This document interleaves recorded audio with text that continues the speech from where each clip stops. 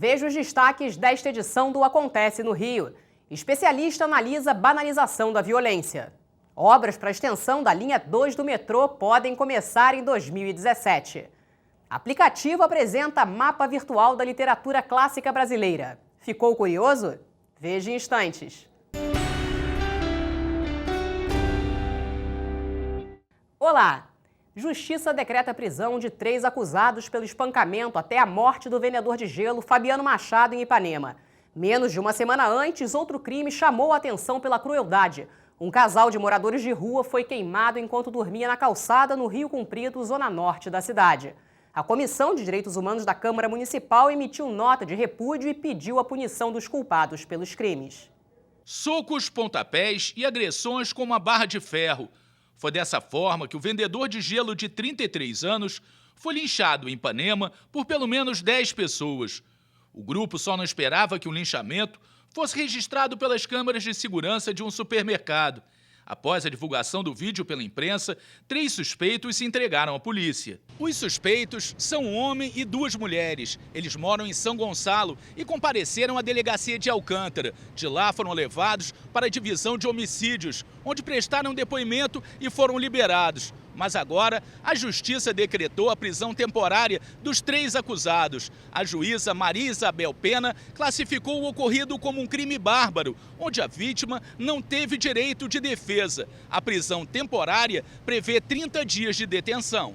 A polícia não tem dúvidas de que os 3 suspeitos agrediram Fabiano da Silva até a morte. Os acusados alegam que agiram em legítima defesa, revidando as agressões iniciadas por Fabiano. O motivo do linchamento teria sido um desentendimento durante um luau, após o vendedor de gelo mexer com uma mulher acompanhada. A Comissão de Direitos Humanos da Câmara Municipal condenou as agressões e pediu punição para os responsáveis pelo linchamento. No Estado democrático, a possibilidade do justiçamento, do linchamento, da justiça com as próprias mãos é um erro, barbariza toda a sociedade e nós, em nome da cidade do Rio de Janeiro e como membros da Comissão de Direitos Humanos, repudiamos qualquer forma de violência, qualquer forma de reação direta que leve à justiça pelas próprias mãos. Há menos de 10 dias, outro caso de violência chamou a atenção da comissão. Um casal de mendigos foi queimado quando dormia em uma calçada no Rio Comprido. Seja queimando um casal de moradores de rua, seja agora esse ato de linchamento, de justiçamento, isso precisa ser negado por todos nós que defendemos a democracia. Casos como estes que acabamos de ver mostram a banalização da violência. Para conversar sobre esse assunto, recebo aqui no nosso estúdio um dos maiores especialistas em psiquiatria forense, Dr. Talvani de Moraes. Dr. Talvani, o que leva várias pessoas ao mesmo tempo a espancar outra até a morte? Em primeiro lugar, eu acho que dentro do processo de sociedade que a gente vive, né, há um momento, e é o momento atual, em que a expectativa em relação à violência é muito grande. Não de praticar violência, mas de receber violência. Então as pessoas vivem assustadas, vivem com medo, vivem tensas. Então, diante de alguma circunstância anormal, né, como me parece que a história envolve um primeiro momento de agressão verbal e tal, tentativa de agressão física, há uma reação imediatamente, porque aí se coloca, quer dizer, as pessoas colocam nas suas mentes a ideia de que aquele é o inimigo a ser combatido, a ser destruído.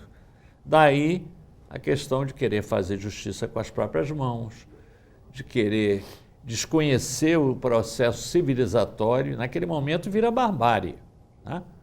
Os processos de agressão por grupos, os linchamentos, representam a barbárie, quer dizer, as coisas primitivas que antecedem até a própria civilização.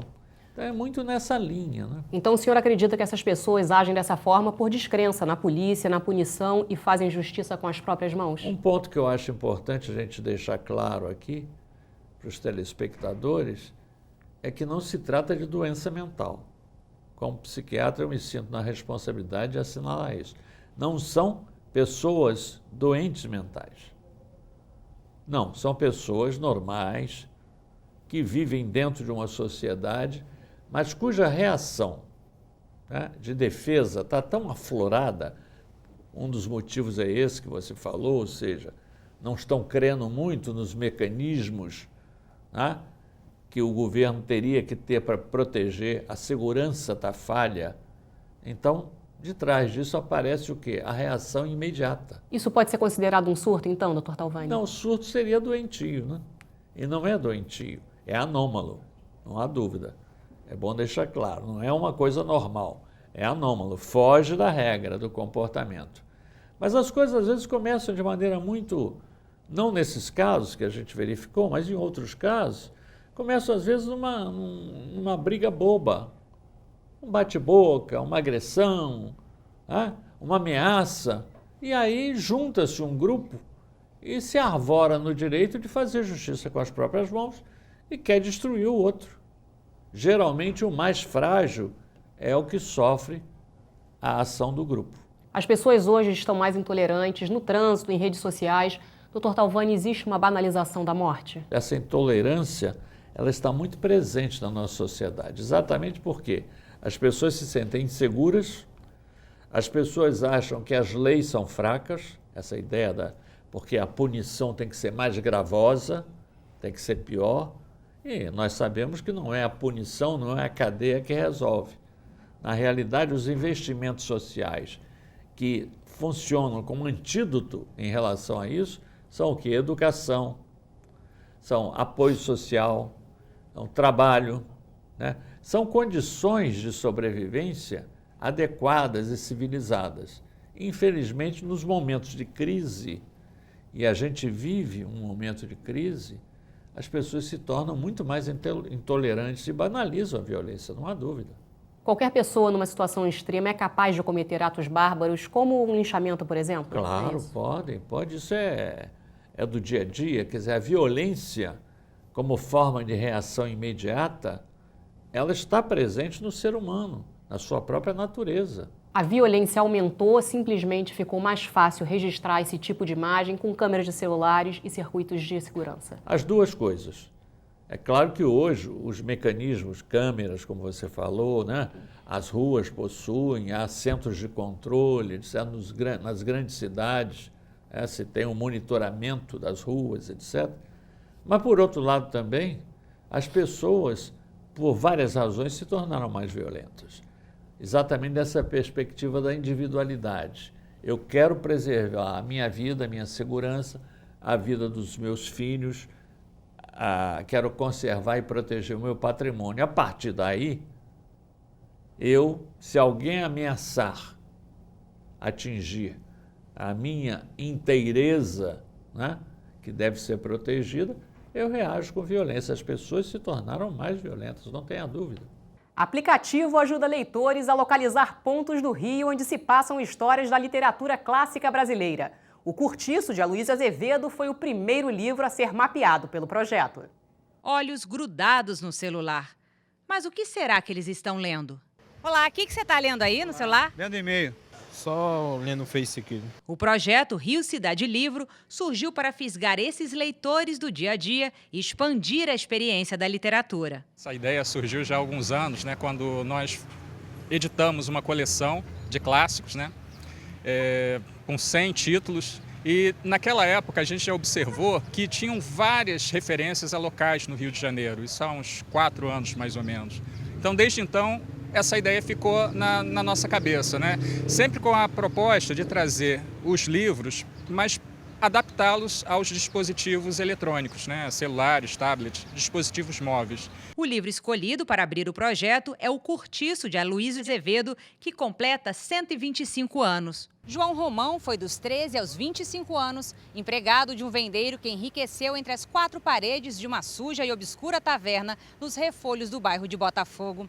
Assim começa o Curtiço. A taverna era aqui, na rua Marechal Niemeyer, que se chamava Travessa do Figueiredo. Essas e outras curiosidades agora estão a um clique do leitor. Quem leu, né, o Curtiço pode também identificar no final dessa rua a pedreira, que era do João Romão na história, onde trabalhou Jerônimo, né, e onde, na verdade, toda a trama, né, grande parte da trama se passa justamente nesse trecho aqui, só que em 1880, né? Então, e tem muita coisa aqui ainda da época, né? Então, essa referência eu acho importante, é a memória da cidade do Rio de Janeiro, né? Porque a Aloysio Azevedo, ele tinha uma característica, ele era um jornalista. Então, tem muito pouca ficção, efetivamente, na história dele. Ele registrava. Gilberto Freire, inclusive, fala que o Cortiço é um grande documento antropológico da cidade do Rio de Janeiro, né? E a Aloysio Azevedo, eu acho que tem que ser reconhecido também por esse trabalho quase que histórico, né, de memorialista que ele proporcionou para a gente. Agora a gente aqui, 125 anos depois, né, do lançamento do Cortiço, está podendo descobrir essas coisas todas, né? Os usuários do Rio Cidade Livro vão ver na tela de seus aparelhos indicativos coloridos com diferentes funções. Serão 12 livros no total. O próximo livro que será mapeado é Dom Casmurro, de Machado de Assis. A ideia é, em 2016, lançar uma obra a cada mês. Para acessar o aplicativo, basta entrar no site riocidadelivro.com.br. Obras para extensão da linha 2 do metrô devem começar em 2017. O traçado vai ligar o Estácio à Praça 15.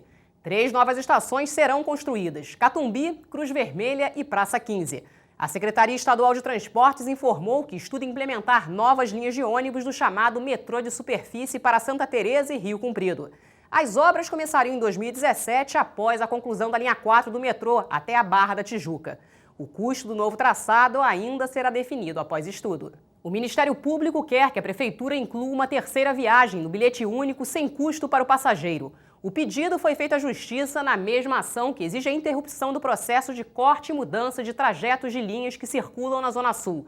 A Prefeitura não comentou o assunto. E o Acontece no Rio fica por aqui. Você pode rever este e outros programas no nosso site. Acesse câmara.rj.gov.br. Até amanhã.